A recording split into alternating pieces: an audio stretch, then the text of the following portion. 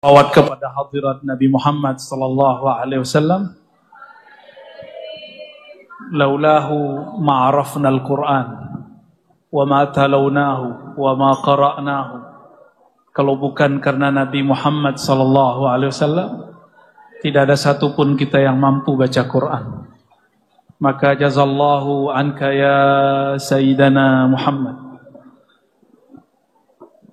Tapi tanpa guru mungkinkah baca Quran? Mungkin nggak? Nggak mungkin. Maka salam ta'zim saya untuk Abuya Syekh Labib. Mata'allah fi hayatih. Semoga Allah dengan doa-doanya tadi itu saya iri. Ini tiap hari santri didoain sama beliau. Jika ada hadis, bapak-bapak, ibu-ibu, halo yang berisik. Kalau ada hadis ad-du'a mukhul ibadah, maka asy-syaikh apa? Kalau doa mukhul ibadah, asy-syaikh apa? Ruhul ma'had.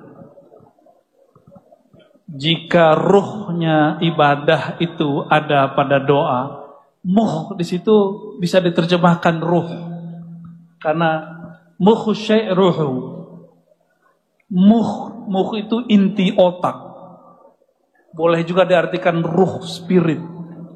Jika doa itu adalah spirit ibadah, inti ibadah, maka inti pesantren adalah kiai. Ibu-ibu, bapak-bapak, kalau doa cuma doain anak, ya kan? Kalau kiai doain anak kita juga. Mulia enggak tuh guru? Sangat mulia.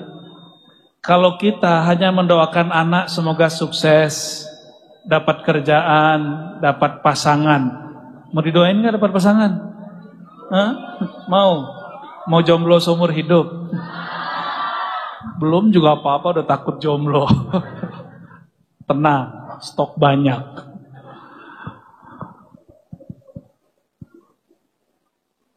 Orang tua, kenapa guru, mohon maaf orang tua, kenapa guru lebih mulia daripada orang tua? Karena orang tua cuma ngurusin zahir, tadi yang disebut beliau, baju luar sampai baju dalam, sampai disebut, saya nerka-nerka aja bahasa Jawa, ngapak tadi ya, orang ngapak. Alhamdulillah malam ini saya dengar langsung native speakernya. Alhamdulillahirabbil alamin. Kalau kita orang tua biasa doakan anak cuma zahir-zahirnya. Lain dengan kiai, lain dengan guru. Kiai guru doakan anak sampai masuk surga. Itu sebabnya anak-anak ini wajib cium tangan orang tua. Secara ilmu adab, secara fikih tidak. Secara ilmu apa? Ilmu adab. Li'anna talamiz abna'us syekh. Karena murid itu jatuhnya anaknya guru secara rohani.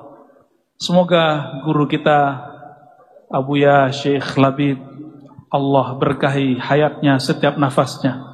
Begitu juga keluarganya, zuriatnya, azwajnya, atba'nya, muridinnya. Wabil khusus pesantren ini. Hikmah al-ula, hikmah 1. Saya lihat-lihat, insya Allah kalau anak saya mau, saya titip di sini nanti.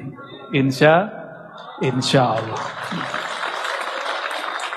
Kita kan nggak boleh masa anak ya. Cuma mumpungnya anak bisa dipaksa, paksa aja sini.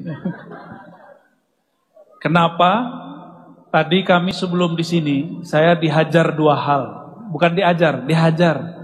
Pertama dihajar pakai sanad, yang kedua dihajar pakai kambing. Sate kambing apa sate domba tadi, Gus? Kambing. Kayaknya yang soheh di sini ya. Sate apa? Brebes, Tegal, ini baru dapat aslinya di sini. Yang di Jawa itu KW-KW, apa? Yang di Jakarta KW-KW. Pas dimakan, enaknya lebih banyak. Di sini udah makan lagi, pengen nambah lagi. Barakallahu fikum ya, litobah. Semoga Yang masak Allah berkahi. Amin. Ada pesantren doanya dahsyat, ngajinya panjang, nggak ada yang masak, beres nggak? Jadi dapurnya pesantren itu ada dua. Dapur ruhani itu kiai, itulah yang memasak ilmu. Ada dapur perut, itulah para tabbah, ahli dapur. Kita doakan pesantren ini. Ternyata min talamiz Abuya Said Muhammad. Ya. Kalau Abuya Said Muhammad dan beliau ini benar Abuya. Kalau saya ini cuma dikasih gelar guru Abuya. Tapi yang Abuya yang sebenarnya yang di hadapan kita ini beliau lah. Ya. Tepuk tangan untuk beliau. Allahumma sholli ala sayyidina. Bid'ah nggak tepuk tangan? Hah? Tepuk tangan bid'ah nggak? Tepuk tangan tuh nggak ada urusannya sama agama, itu urusannya sama tradisi, uruf. Yang penting jangan tepuk tangan lagi sholat. Ya, kalau lagi sholat gimana Kiai? Batal sholat kita. Baik, ini tabarukan karena khatmul Quran. Walaupun kitab ini sudah banyak kita yang tahu, kitab Tibyan, nanti kita tabaruk beberapa teksnya.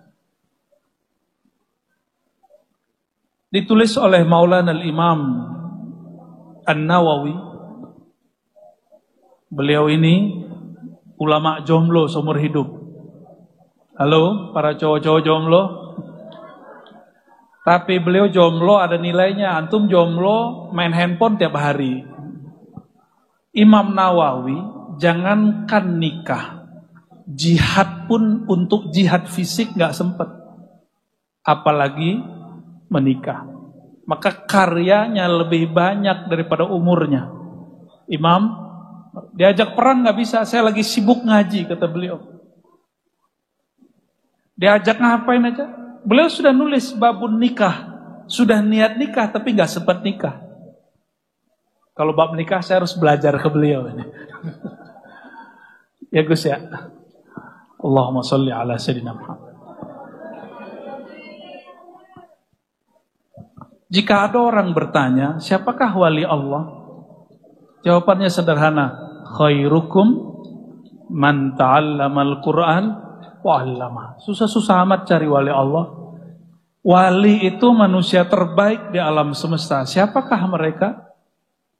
Man ta'allamal Qur'an wa 'allama. Yang mempelajari Quran dan mengajarkannya. Tapi tunggu dulu. Quran ini ada bacaannya, ada fiqhnya, ada ilmu akidahnya, ada ilmu hakikatnya. Jadi bukan berarti saya baca Iqra, baca qiraati, tilawati, terus baca Quran dari awal sampai akhir, langsung jadi wali. Belum tentu, itu wali am. Karena wali ini dua, waliyun am, waliyun khas. Wali yang umum, itu semua hamba yang mukmin yang cinta Quran. Ada yang khas. Yang khas ini yang dapat nurnya Quran. Yang dapat nurnya Quran. Ketika tadi dibacakan hadis, dibacakan bahwa orang yang baca Quran nanti datang syafaat pada hari kiamat. Tadi beliau berdoa sampai nangis, Allahumma adkhilna al-jannah bi karamatil Quran. Saya mau tanya, ya Allah masukkan kami ya Allah ke surga dengan keramat Quran. Pertanyaan saya Bapak Ibu, tolong dijawab. Gampang pertanyaannya. Quran turun kepada siapa? Nabi Muhammad SAW. Tanpa Nabi Muhammad SAW, terbayang gak Quran? Kalau ini namanya mushaf. Buku itu mushaf, lembaran. Lembaran itu ciptaan Allah, sedangkan Quran kalam Allah bukan dicipta. Nurnya Quran diturunkan kepada Sayyidina Muhammad SAW. Nanti di akhirat yang boleh kasih syafaat siapa? Hanya Nabi Muhammad SAW. Lalu baru beliau kasih izin Nabi Adam. Nabi Ibrahim gak boleh kasih kasih syafaat umatnya. Hatta yashfa'uhu an-nabiyyu sallallahu alaihi wasallam. Sampai Nabi Muhammad sallallahu alaihi wasallam kasih izin. Maka beliau mengatakan, Anal Fatih, akulah sang pembuka syafaat. Hatta itu Nabi Ibrahim baru dapat izin dariku, baru boleh kasih syafaat. Hadis syafaat itu panjang, 2 halaman di Sahih Bukhari dan Muslim. Bahwa semua para nabi tidak boleh kasih syafaat kecuali dengan izin Nabi Muhammad SAW. Maka kalau disebut hadis Iqra'ul Quran, hadis Muslim, Iqra'ul Quran, bacalah Quran, fa innahu ya'ti yaumal qiyamati syafi'an li ashabih. Sesungguhnya Quran datang pada hari kiamat memberi syafaat kepada ashabnya, pembacanya. Siapa itu? Hakikatul Quran siapa?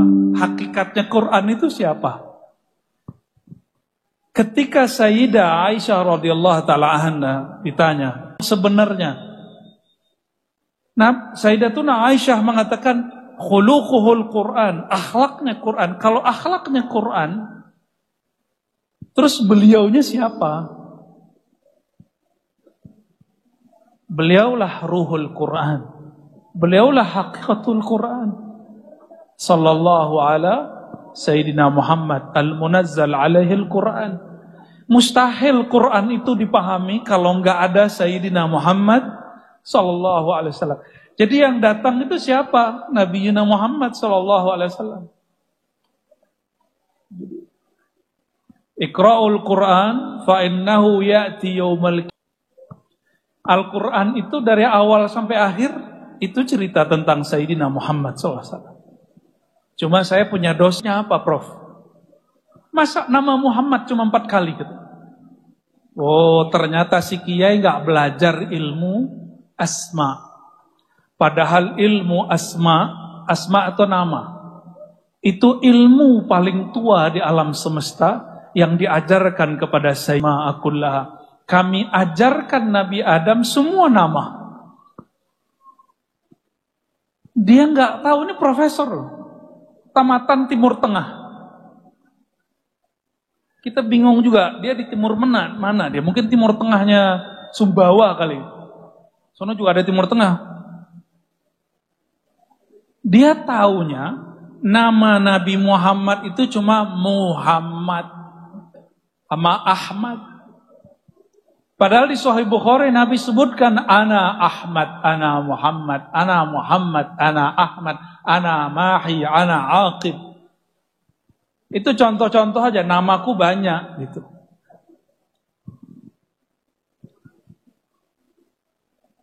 Coba dibaca Al-Quran. Yasin. Terusin. Wal Quranil Hakim. Yasin. Yasin siapa yang dipanggil? Yasin. Sin itu siapa? Ini bukan ilmu tinggi, ini ilmu biasa. Ada di tafsir Ibnu Katsir. Cuma kita aja yang nutup-nutupin. Apalagi para kiai. Mohon maaf nih kiai. Ilmu kalau sudah dibuka di kitab oleh imam, jangan ditutup-tutup lagi. Buka terus. Karena sekali ilmu ditutup, itu adalah awal qabdul ilmi qabla an tuqbad anta. Ilmu ditutup, kitabnya nggak disyarah, itu awal kematian ilmu sebelum si kiai mati. Jadi nggak ada cerita. Kalau tahu cara jelasinnya nggak ada yang tinggi, biasa aja. Adakah kitab yang lebih mulia dari Al-Quran? Ada nggak? Kenapa Al-Quran yang lebih tinggi itu kita baca, kita syarah? Tafsir-tafsir biasa kok nggak disyarah? Oh ini ilmu asrar rahasia, nggak boleh dibuka. Kalau nggak boleh dibuka, kenapa ada hadisnya? Kenapa ada riwayatnya? Yasin, sin itu ya insan. Siapakah insan di situ? Sayyidina Muhammad SAW. Ada dalam tafsir di kitab Syifa lil Qadiyah. Jadi mohon maaf kalau ada para kiai masih menyembunyikan ilmu. Nanti ilmunya disembunyikan sampai masuk kubur. menurut hemat kami, innallaha la yaqbidul ilma intizaan. Kan begitu hadisnya. Allah enggak cabut ilmu intiza, tiba-tiba. Lakin yaqbidu biqabdil ulama. Allah cabut ilmu dengan dicabutnya ulama. Qabdul awal qabla ayyuqbad ayyaghlikal qitab. Jadi cara ulama mematikan ilmu itu dia tutup kitab, dia nggak mau ngajarin. Maka saya mohon maaf memerangi itu. Kita buka apa kitab yang kata orang tinggi, kita buka kitabnya dan nggak jadi tinggi, biasa aja. Karena menurut saya a'lal kitab, a'lal kutub fil alam Al-Quran. Kitab tertinggi di alam semesta Quran. Sedangkan kitab-kitab yang ditulis ulama itu kitab biasa. Makhluk bisa salah. Yang paling tinggi, sepakat ada kitab yang lebih tinggi dari Quran? Kalau ada yang mengatakan lebih tinggi, kafirun mukata, ngasih alat, kita sesuaikan pelan-pelan. Quran untuk ngajarin anak-anak yang dibajarin bacaannya, terjemahannya. Quran untuk remaja mulai naklul ma'ani, maka diajarkanlah tafsir Jalalain. Nanti naik lagi kitabnya, begitulah terus. Baik.